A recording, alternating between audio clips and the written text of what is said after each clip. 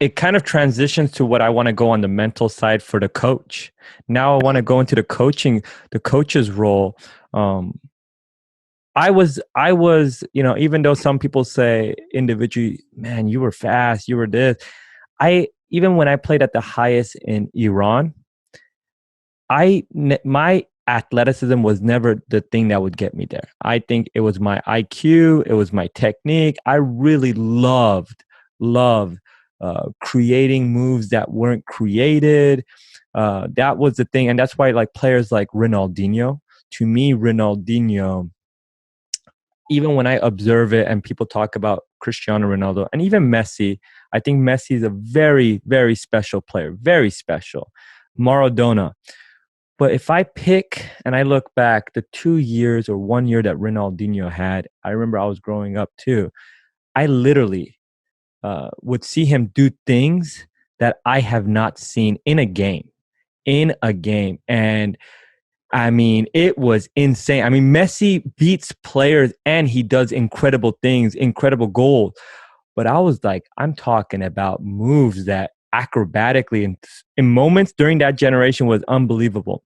What I want to get to is when you are given those players as a coach, and I think we see it a lot in our youth in the development part where coaches want to take over the team. They want to have the stamp. It's my team. Hey, don't do that. Dribble here.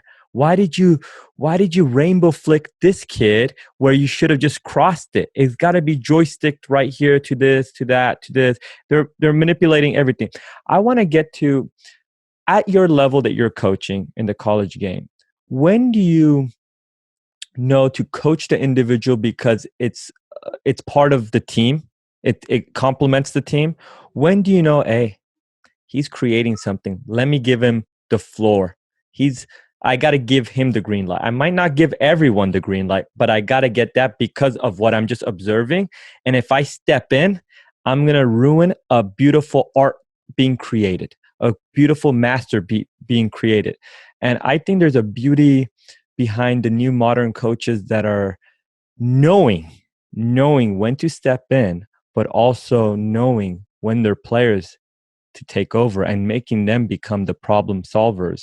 I want to kind of, I think it goes back to your philosophy and your coaching style, but the mentality during those sessions in a game and the practices, how do you cope with that as a coach? Well, I think this is a great question. And I will start by telling you that those that handcuffing the talent, especially in young age, I don't want to use harsh words of criminals against the game of football, the beautiful game, but are definitely, as far as it can be, away from my philosophical approach to the game. Inside those creative minds, and they can be at 12 years old, there's something that's happening that is far behind my imagination, because that's just they created like that. Sometimes God bless those young men, including in college, all the way to sometimes 8 years old, 6 years old, with this imagination of how to play the game of football in a very unique way. And for somebody else to take it away from them is just not fair. What I would recommend to young coaches, to coaches that working with young talent, is to keep enhancing tools and concept to them without damaging their creativities and their imagination and their love for the game. Because, we have a lot of issues with people losing interest in the game at the age of 13. We know that in our country, a lot of people stop playing football at the age of 13. And I don't know how can somebody stop playing football at the age of 13 unless somebody is really making it not a fun experience. Because the game by itself is beautiful. People love playing it, and you cannot just suddenly not love playing it at the age of 13. So I would recommend to really let those people be. And the truth is that what I'm preaching, I'm practicing in reality. So I was for a little bit on the staff at LA Galaxy in the younger 08, 09, 10. For a little bit, coached the 07. And even though I was trying to teach them certain like concept that the club needed us to address, it was always with the emphasis of not hurting their creativities and their approach to how the game needs to be addressed. And did it damage the success of the team? Meaning we lost some games that could have won if we were like really hard on like to execute towards the opponent's goals quickly and whatever maybe. Sure, but you need to ask yourself, okay, what is really the main goal of my job here? And the main goal is not to win a game at the age of 13.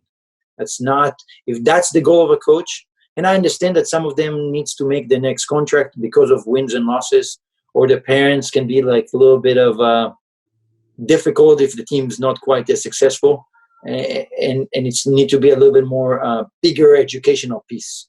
But I would recommend to stand in front of the organization, the parents, directors, and share that in order to grow in the country and in order to grow and developing those players to be something special, we have to give them freedom.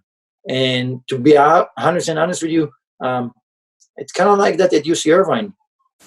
Do I want them to have a certain models and play together? Of course, like any other coach in the world, it's a collective game and you need to be a part of the team. The best of the world are part of the team. Lionel Messi doesn't pick up the ball and just run at people every second. If you really look at the game statistically, the most talented people in the game have somewhere between 8 and 10 duels a game. That's it. Okay, if that's the number, then my job is to help my creative players understand when is the moments to make a duels and what's the benefit of that duel. And if they selected a moments to make a duel that is not quite as good, okay, then maybe it's a conversation piece for us later on in the film or in the locker room. I mean, a lot of the times I'll go to my players, I'm like, hey, what did you see? And they will tell me something, and I was like, okay, cool. I didn't see it from outside, and it's okay for not to see it from the outside. I'm in a different angle. The traffic around them is giving them like the opportunity to see something different. It's no problems. I'm not in a place where I feel like I know everything, and my mind is better football mind than some of my players or my assistants. This is not the place I'm standing. My job is to be the head coach. That's mean that I need to put a philosophical approach to the game for UC Irvine and make sure that we're all cohesive. But I'm really relying on my assistants, relying on my players all the time to see how we can do it better and give them as much freedom as possible to do beautiful things, because that's part of what I want to do. That's how I would like to recruit the next beautiful player. I want them to know that UC Irvine is a place where I'm not taking your creativity out of you. I would like you to do it within the team, of course, but creativity is important.